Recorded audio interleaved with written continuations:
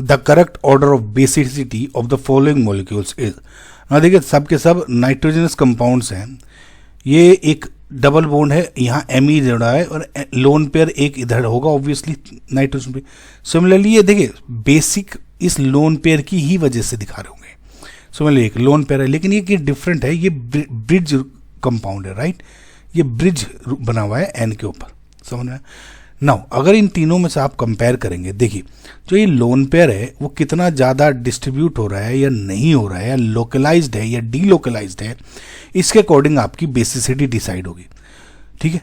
अगर lone pair है ये इसके साथ डीलोकलाइजेशन हो रहा है इसका, यानी ये आप ये कह सकते हो इसमें कंजुगेशन में है। सिमिलरली जब आप इसको देखते हो ये इसके साथ कंजुगेशन में है, लेकिन इसमें एक कंजुगेशन और है वो इसकी है, यानी ये क्रॉस कंजुगेशन में हो गया।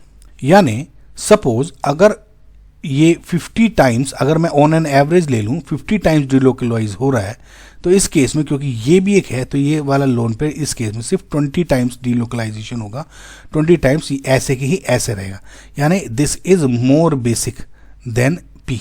तो ये तो समझ में आ गया, Q is more basic than P।